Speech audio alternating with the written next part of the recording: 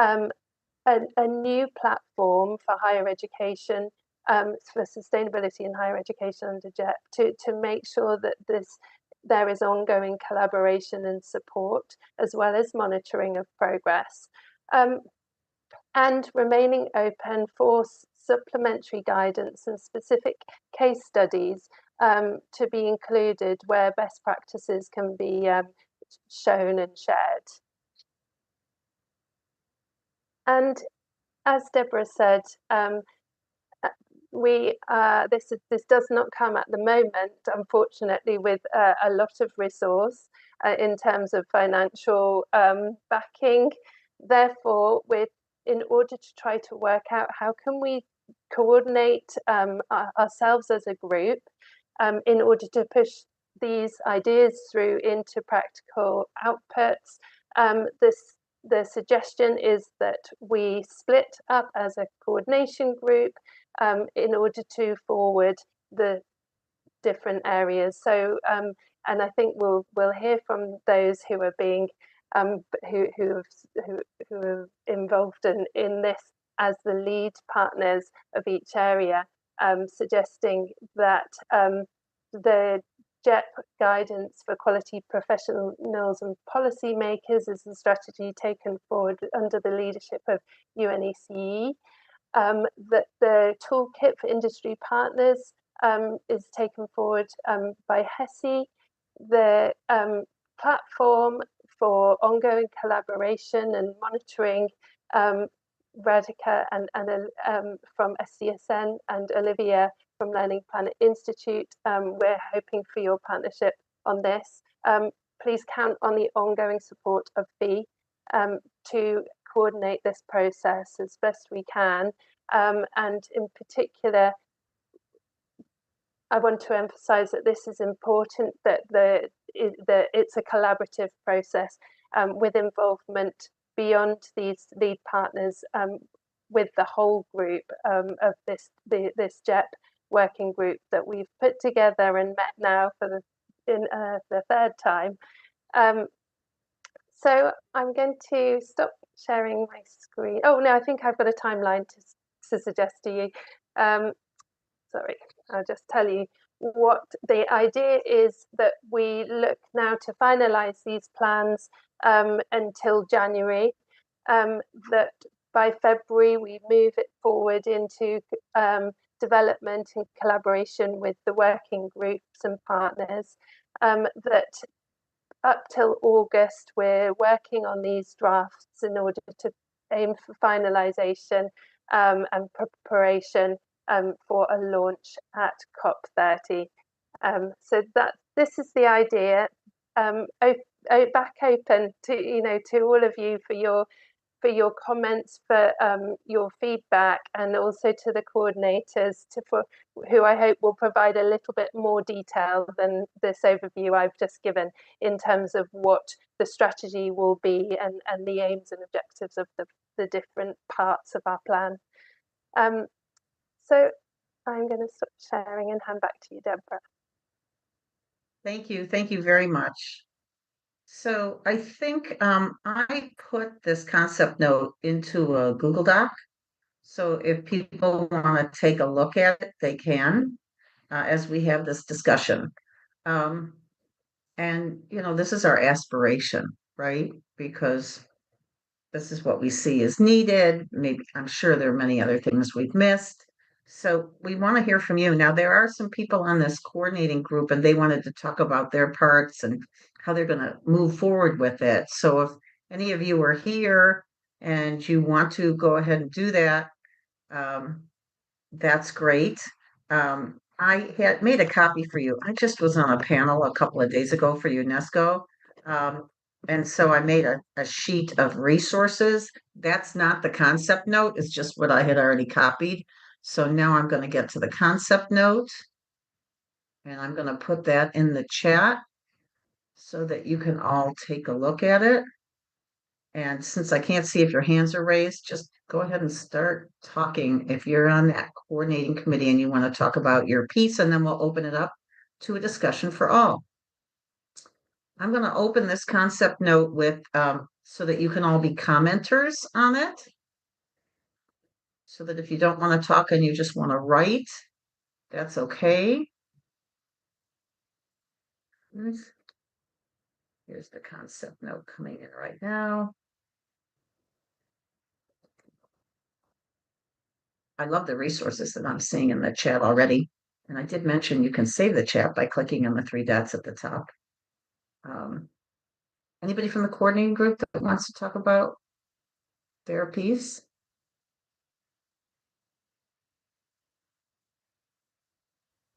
Okay, then I'm going to open it up to everybody. And now I can see you. So if you do want to raise your hand, fine. Maybe, Deborah, I can say a few words about the concept note. Great. It's all right. So this is just very aspirational, as Deborah suggested earlier on. We've been discussing about how to create a GEP higher education platform with SDSN Learning Planet Institute. Olivia is here. Just very, basic discussions here. So my idea was taking the 2 reports that UNESCO released, especially the one on the standards on greening curriculum guidance, teaching and learning for climate action. I'm writing the report here, and using since this is higher education, there is this section on 18 plus years. Section meaning like all goals are being discussed with different age groups, and there is a 18 plus age group that they've listed down on all the different competencies that students must be having, and then also suggesting what are some of the inputs that could be given to have these kind of outputs. It's basically greening of education for 18 plus youth. And for a while, we've been thinking on how we can actually use these concepts of how do we have some sort of higher education, greening curriculum, infrastructure, all the other things that are required, maybe on campus greening, and put it up on a map. I don't know if I can maybe quickly share this, and if you can see my screen, it's a very basic map that we could, I don't know if you guys can see this, but maybe, we get a database. This is on air quality, but I'm thinking, this kind of GIS related map, you can click on it, and then you can get like, whatever this school or this college, and this is what they are doing, basic highlights, nothing much, and have like which one is doing what. So, and if you want to share, maybe you want to share some very high level guidance, we can like, basically have like one link or something that goes to the report that people share with us. This could be on an Airtable that people can share the information. And we can then see who is doing what, and then maybe it can be linked to the case studies idea, which is also linked in the report. So getting more highlights on what those specific case studies are, we can map the specific case studies, just getting a geographical sense of who is doing what in what sphere, and and then taking that on to have much more collaborative ideas and discussions. Of course, this is very aspirational. I work with this group SDGs today at SDSN very closely, and they have this amazing, work on ArcGIS and plotting maps and doing some sort of like digital mapping of case studies, and we can try to create something for higher education. But again, very preliminary. Abhilasha is saying yes. Hi, Abhilasha. Yes, very good, useful tool. It's just a matter of how we collect these case studies, what format, all of that needs to be decided. And of course, with no funding, I don't know whether it is at all possible, but just this, since this is an aspirational note, we just wanted to share this. I don't know, Olivia, you and I have not had any conversation. So if you want to add anything. Yeah, we hope that comes to fruition. Anybody who wants to help with it, please put your name in the chat, contact info, and so then that subgroup can pick it up. Do you want to say something else? Maybe Olivier, if you want to add anything. He's the No, Radhika. coordinator. Thank you. Yeah, thank you, Radhika. That was very clear. We indeed had this conversation quite a few months ago already, and I know that Wang Yungbun was interested in this.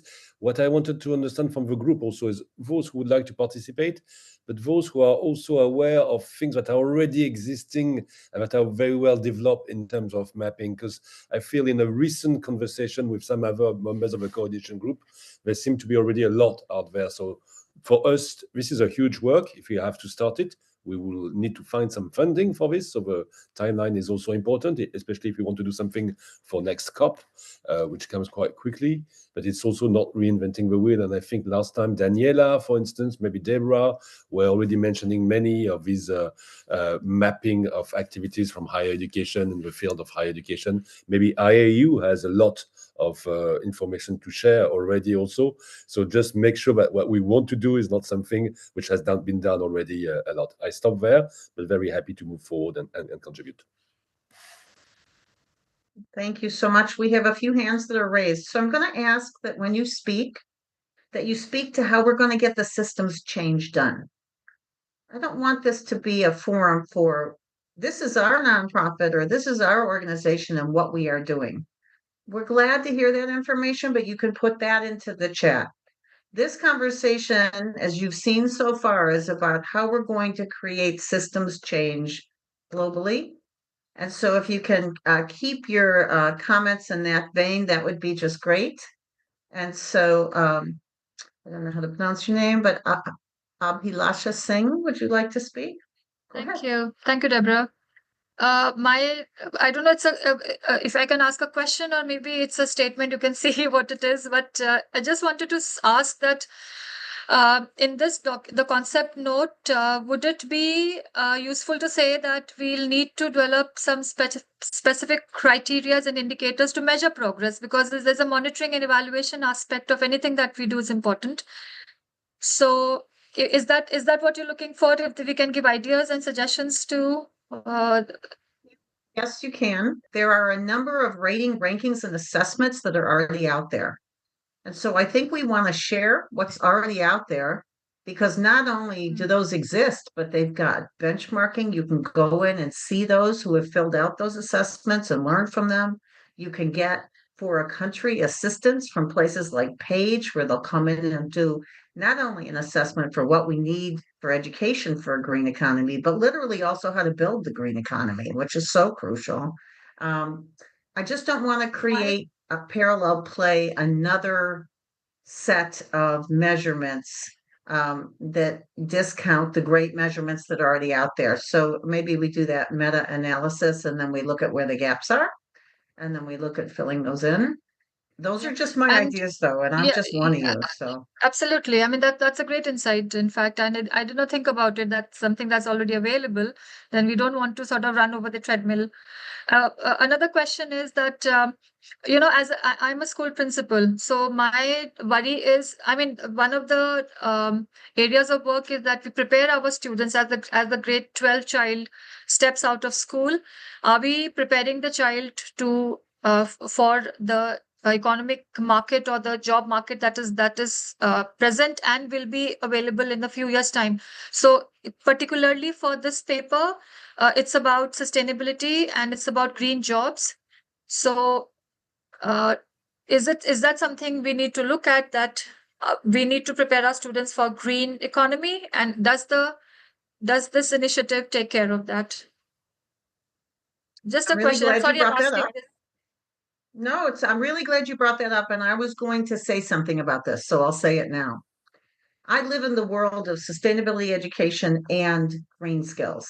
I was a professor of renewable energy technology and energy management for 42 years at a community college, and then helped TVETs around the world start their programs. And I have found that universities are teaching sustainability that's not always well connected to green skilling. And TVETs are teaching green skilling that's not always well connected to the fuller sustainability concepts. And we have to get out of our silos. We have to coordinate our degrees. there are way too many young people that are in universities and go, oh, what I really want to do is only being taught in the TVET, and now I'm in this program. So there's got to be a flexibility, stackable credentials, if we can encourage that, so that people can get into the career pathways, because we have a workforce gap. So my answer to you is yes to both. We have to do, yes, sustainability education, so that all of us in our roles, not only as workers, but as consumers, as investors, where we put our money, we're all investing in an economy. Which kind of economy are we investing in?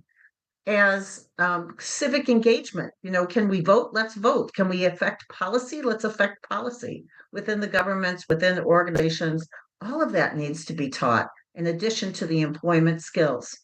I'll put in, we did a global guidance document for UNEP on education for green jobs, and it talks about the 3 types of green jobs. I won't go into all of them, but one is bringing your knowledge of sustainability and green to any job that you take, and making sure that that organization is systemically changing towards a green and sustainable economy. So absolutely, and there's work to be done there. Okay, Isabel, you want to go next? Yes. And then I'm going to go to Daniela, just because she's on this committee. So I want to hear, I think everybody should hear what she has Thank to you, say Deborah. after that. Go ahead, Isabel. You want me to go first or Daniela? I'm also actually just referring to what I think. Yeah, because I said so, Okay, no, thank you so much. anyway, I mean, yeah. you asked to us about transformation, and I think one thing in these groups that and all these different committees, I mean, it's just that we're kind of wanting the same thing, but we're all in these different platforms. We have all these different tools and publications, and I think sometimes we have a bit of a communication issue. And I know that last meeting we then have the HESI group now involved. We have UNESCO SALC involved. I work at the International Association of Universities, so we work a lot with UNESCO ESD, where greening is also situated. And I just wanted to say that I'm working on the publication on a whole institution approach for ESD right now, which is something that we started already earlier this year or last year. So it's kind of processes, like by the time they're done and by the time we get them out, we will start something else. And then I also didn't know that UNISO was working on something very similar in the European context earlier this year when I agreed to work on this project. So I'm just wondering if we can try to get the conversation level and say, how can we avoid duplication instead of just creating new guidelines, and have a bit of a better way to sharing. And also we have also a bit maybe define, like, we're in the Greening Education Partnership, there's this focus on the COP, and there's alignment sort of with the COP mechanisms. But then when we're in the HESI meetings, we're looking at the HLPF. And then when we're in the UNESCO ESD meetings, we're looking a bit at the Education for Sustainable Development and the national plans for ESD. So we have also different mechanisms, and let's see where what is more situated. So I think it was more of a comment than a question.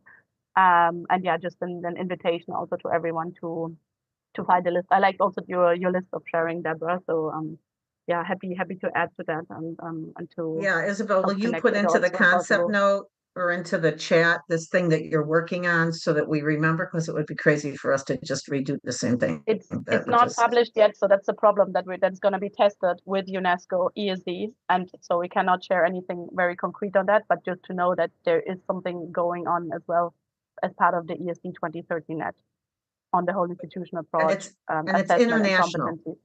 It's a whole institutional approach. Global, yes. Okay. All right. Okay. Thanks. But it's not just higher education; it's all levels of education. I'll write it in the chat so you can have it for your notes later. Thanks. Okay. Okay, Daniela, over to you. I sent you a PowerPoint, Deborah. I don't know whether you were able to upload it or not, just because I wanted to give some depth to the particular proposal that's on the table for the quality education side. It was emailed. You emailed it to me? Yes. Well, while you look at that, I just wanted to make a comment, which is more generic to what's been said so far. You know, when we look back at this agenda, the universities, the higher education sector were the first on the table. They were the first to engage with the sustainability agenda. So we have a history of working with this, you know, since Stockholm. I mean, we are looking since 1972, the universities have been engaged with this agenda from the beginning. So it's not surprising that there are so many different initiatives and so many different things going on, because we have probably been the sector that had the longest engagement with sustainability in education. So there's lots going out there. So from my perspective, trying to bring something to the table for this particular Greening Education Partnership, I think my contribution is to look down a little bit deeper, because the netting, the web is so wide at the moment that it is difficult to try and consolidate it in any way. So what I'm proposing as one of the outputs, one of the working groups for this session, for this working group, is that we look deep in one particular aspect, and anybody who has an interest in this agenda can join. So it's called the Quality Education in Higher Education work. And what the proposal is that we develop a framework, a set of case studies, you know, the same sort of things that we all need, but specific in quality and standards. So looking at professional education. So this is something that we've been doing at the UNECE, and our UNECE strategy talks about the development of quality criteria frameworks and benchmarks in higher education for ESD, but also about developing a professional development program and network specifically for those who are involved with quality and standards in universities and colleges. So this is an extract from the strategy. If you don't mind, Deborah, just passing on to the next slide. So the reason that we focus on this, and the reason I'm proposing this depth approach, is because we want systems change. And we think that quality assurance, quality enhancement, quality frameworks will help us sieve through the poor offerings and the quality or better improvement offerings. So that's the sort of approach that we are proposing for this particular resource that we'd like to develop. So it's like a quality criteria. It's saying we know this is quality work because it contains these things, and working with those who make judgments in the quality education sector. So in schools, in universities, in institutions, we get accreditation, we get certification, we get career progression. All of those are marked by quality frameworks, right? So the idea is to put learning for sustainability, ESD, into these frameworks. So I'll give you an example in the next slide. We've got some really nice leading examples. In Hungary or in Scotland, if you work with teacher education, there's this framework on learning for sustainability, which you can use. And it says it is good quality teacher education if you are doing these things. And it maps it out pretty nicely. There's also a similar program, but for non-formal education. Sorry, if you don't mind going back one, for non-formal education. So in Germany, for example, there is an equal set of criteria where you can benchmark the work you are doing in the non-formal sector, working with universities to see if you're supporting universities well on this agenda. And then there's institutional reviews, which is when you have the external party or peers coming into the institution to assess your quality as a provider in programs or in learning experiences. And those, for example, in Andorra, there's a quality assurance agency in Andorra that has adopted that as a core assessment in learning for sustainability. Or there's institutions like the University of Gloucestershire that have embedded it in all the teaching and learning programs through a set of key competences. Equally, Australia has worked very closely with program development and saying you have a good graduate program if you have these learning for sustainability skills embedded in your program, regardless of whether it's a nursing program, an event management program, or an environmental science program. These are the sort of core quality criteria. So what we've done is we've set up a network of people who are interested in this agenda, in defining what quality looks like, what quality resources, what quality practice, what quality institutional reviews look like. And it's called the ESD Professional Quality Network. If you're interested, please drop me a line. I'm going to put my email address in the chat. The network is going to be launched at the end of December with a series of webinars, which we are talking to UNESCO and to HESI as well, about partnering together as we talk about the interesting practice, the challenges, and what the most helpful resource will be when we develop something tangible for this particular GEP group and for COP20 at the end of next year. Thank you. Happy to address any particular questions on that. So I know that one thing that we really want to know is, what are you doing already that is in alignment with that? So just for an example, I know that there is a convergence of the academic literature on what the key competencies are for education for sustainable development. By the way, not real well connected to green skilling. So we've got to address both, but we want to get all of this somewhat duplicative, right, efforts together. And so Daniela can include them in that work, and it'll be one of the pillars of what comes out of this Greening Education Partnership. So please do contact her. There's her email right there, and that's one of the components of what we're doing here. Great. All right, let's go on to Michael Wanjuzi Makongo.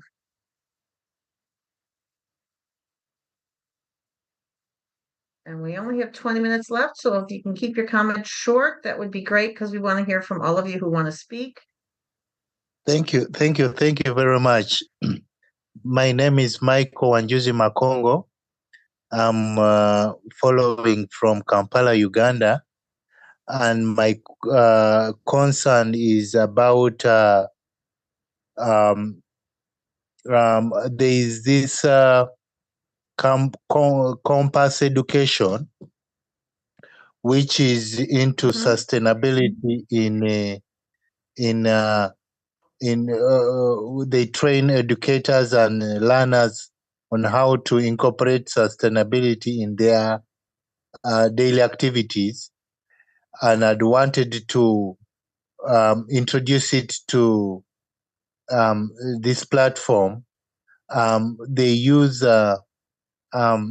very many tools to Michael, actually, I think a lot of us know about Compass already, and it's a great program. And I'm wondering if you can relate that to the systems change conversation we're having here. How does that relate to the concept note? How can we want you to contribute. yes. But once again, keep your comments brief. Yes. Thanks. Yeah. Thank you very much. Well, I think it incorporates to the JEEP way of operations by using the tools. There are different tools that are being used, and I think the systems iceberg is can be used in our project here to enlighten the educators. I have got a link I want to share with you. If anybody is interested, they could sign up and join in. Briefly, that's what I wanted to say. Thank you very much. Great. Thank you, Michael, so much. And thanks for putting that into the chat.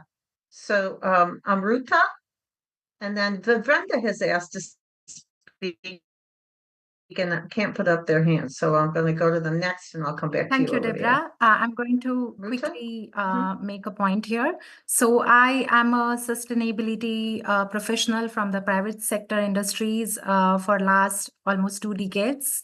And I also run a social enterprise non-profit organization, which has been educating society about climate action for 16 years or so. And one of the primary system gap which I have been noticing at work within the industry, also on my non-profit side, one of the very important aspect I feel is our current education systems are still producing the new professionals who still have the primary goal, revenue focus, be it any industry sector. We do not have our education system incorporated, the people, sustainability, basic, society, environment, and economics. Our system, our education doesn't teach that. Suddenly, the students are coming to the industry or at the post-graduation level, they are learning about sustainability, and then they realize, okay, there are these two extra angles. So I think there is a huge need of looking at our entire education system. How can we incorporate not just at the level of environmental awareness, but bringing the environment and society as natural capital and social capital, and how do we incorporate that within? And I think that is the biggest system gap we have. So yeah, very quickly, I wanted to say that. So just so you know, I happen to agree with you. And we had a youth speaker at our accreditation meeting of the accreditation agencies from over 60 countries that signed up, talking about the need to educate about how a sustainable economy is structured, how a green economy as a subset of that is structured, needs to be inclusive, because if people in our world can understand that we can increase the pie of quality of life, not unsustainable products and processes, but of quality of life, that then there won't be as much of a need out of their sense of economic insecurity to go, this is the other, I need my stuff and I can't give it to the other. And all of the things that we're seeing of hatred and of against immigrants, we need to address this. Climate refugees, climate migrants. So I think it's very, very important. And we need this core literacy for all students. Thank you so much for bringing it up. Yeah, so Vivendra or Olivier, whoever can unmute first, and then the other one will go next.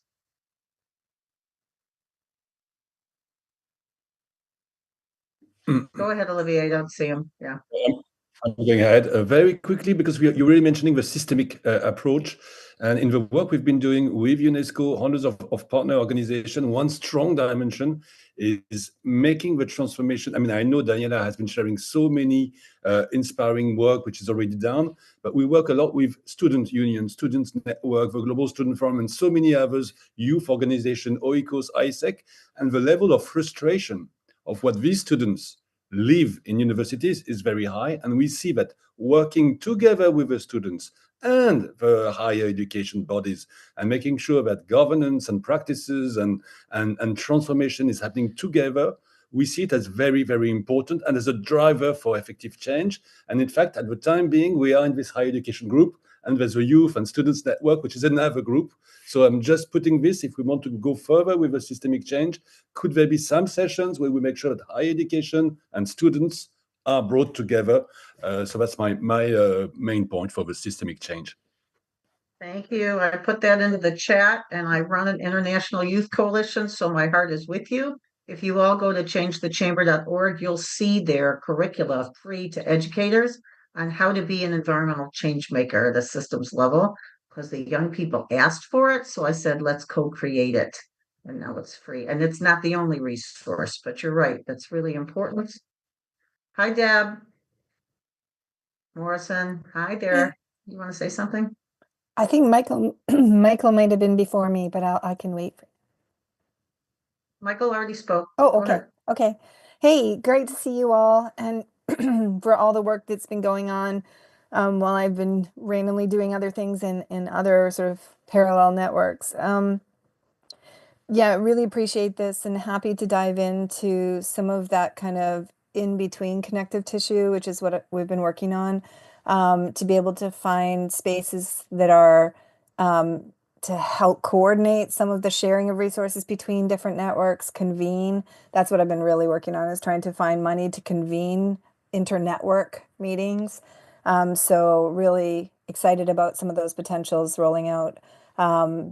yeah, so really just grateful for this. And maybe the last thing just to add is one of the pieces that I see, and I've already emailed all the folks here about figuring out how to add it into the concept note, is like, how do we help with that? Here are these resources, here are the educators, the youth, the community members, and like, what is the connective move for capacity building in between that? And I've worked with a number of you on those efforts. So like, what is the professional learning lift we need to do across leadership in those systems? So it's kind of parallel to the workforce that you mentioned, Deborah, but it's also about like the leaders in learning systems to help them build that capacity. So however we can add to that pool would be great. Yeah, so yeah, I think you should just help us answer that question, because I always value your input. And I think it's a great question. I put that into the chat too, so that we'll connect it. Maybe put it onto the concept note. You know, a lot of you have been asking for a group where we could connect asynchronously after this event. And does anybody know if there's a higher ed greening education partnership LinkedIn group or WhatsApp group? I asked the hosts and they didn't seem to have one. There is one in Europe. Olivia, do you want to start one? There is one in Europe. Danielle. There's one in Europe. Yeah, so we need something that's international. Yeah. So there's different regional ones, and I wonder whether there's any value in trying to bring the regional ones together. Well, they could all be invited into this thing. Can I kind of ask you to say, what do you guys prefer, LinkedIn or WhatsApp or both? Start on LinkedIn. I got one vote for LinkedIn. Another vote for LinkedIn. Okay, so, I mean, if you want to be a part of it, will you do us a favor and put your email in? Let's see, what's easier? I might as well do it out of the chat. We'll just create I wish there was like if there's a registrants list from this, the hosts, that you could just get to us and then we could send it out all in one email. That's a lot less work than having to harvest everybody's emails.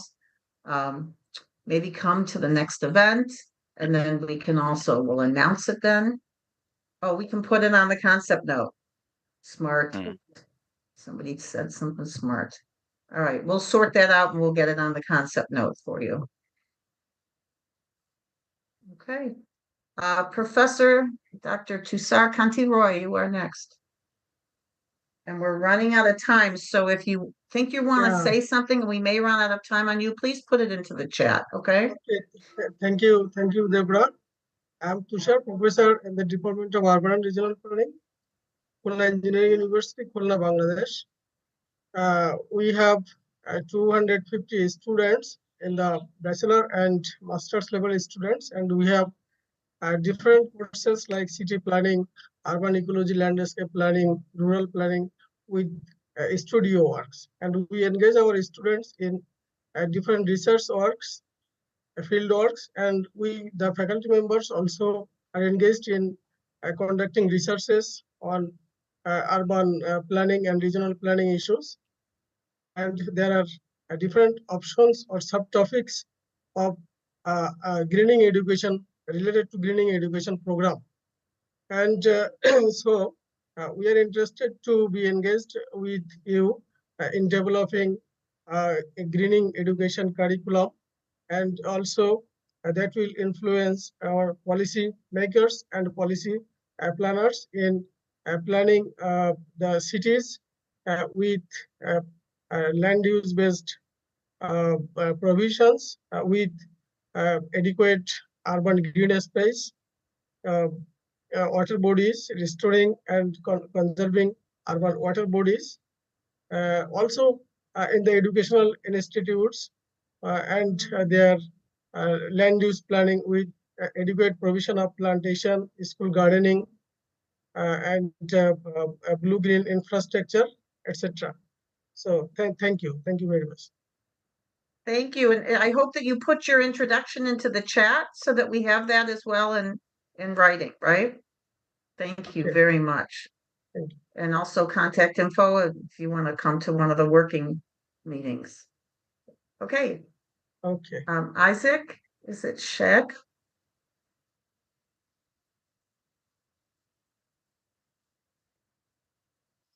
You are still on mute. We cannot hear you. While he unmutes, I'm putting some resources that I just shared on a panel presentation a couple of days ago, and it's got the Clean Energy Ministerial Toolkit that we created on how to build coalitions for green skilling to fill in the green workforce gap and a number of other items. Okay, Isaac, over to you. You're unmuted. Yeah. Hi, everyone. Yes, thanks for this opportunity. And this is very nice to listen to all the different people from different backgrounds. I would like to say that when it comes to the change in systemic, if we want to achieve systemic change, I think there are two aspects which we should be keeping in mind, and that is with regards to the philosophy and policy making behind the greening education. And I think what we need to do is, as the World Business Council for Sustainable Development, they have put some criteria for making businesses green or making businesses more sustainable. In the same way, we can partner with different actors from education, from research, and from policy maker side, so that we get all these people on board and make collaborative effort in the form of some extension activities, such as the open school format. So we have these opportunities already in place in different universities, but all universities are not able to do this because they have their limited resources and they are focusing on maybe some special courses or disciplines, and they have limited faculties at their disposal. So what I plan is, if we want to achieve a systemic change at the university level, at the higher education level, we can start from collaborating with those people who are making some changes in their pedagogical aspect, so that we train the teachers as well as we train the new generation of people and labor force. And at the same time, we make them aware of the fact that our entrepreneurial efforts should be made keeping in those sustainable goals in our mind. So I think this kind of systemic attitude change will achieve the systemic change in higher education. This is my understanding. And open schooling can give us opportunity to bring academicians as well as industrial players and even the other societal actors, such as the policymakers and so we can engage them in basic but very fundamental aspects of our lives, so that we understand soil, water, energy, carbon neutral economy, these things at the grassroots level. And I think universities can do this in their extension activities. And then if we have collaborative efforts from different universities in different countries, then maybe we can achieve a good level of global goal for systemic change in higher education. Great idea. If you've got a good contact at the World Business Council for Sustainable Development, let me know. I'm helping with others to do that leg of this UNESCO higher ed work around connecting to the employers. And so if you look at the toolkit, when I said here's some resources for you to look at, inside there is a toolkit we did for the clean energy ministers on how to build effective workforce coalitions. And the last link I just put in is around, we meet every Tuesday with about 20 publishing companies in academia to make the educational materials better, but also to have the research. If your research papers in your abstracts could please include the implications for practitioners and policymakers, because they can't pay for all of those articles when they don't even know if it's relevant to them. So, and also to have plain language summaries and to reorient our journals so that they're more aligned with the SDGs. Anyway, that's all on that link I just gave you, SDG Publishers Compact Fellows, and you can look at the top action tips, very practical to make a difference. We are running out of time, which just shows we're going to need another session. Please put your comments into the concept note. Anything else that you want us to hear that we haven't heard in the chat. I thank you so much for everything that you're already doing to build a more sustainable future in higher ed and in connections to our key stakeholders, right? The youth, the earlier education, the lifelong education, the employers, the policymakers, the practitioners. We actually need to be working with all of them. We hope that what we're going to produce is useful to everyone. It'll be more useful if you all participate in helping to create it. We will get out at the next meeting, and I'll put it on that concept note. what we do with a WhatsApp and a LinkedIn group. I want to congratulate you even more for what you're going to do next. Thank you, everybody. Thanks, Deborah. Thanks so much, everyone. Thanks, Deborah.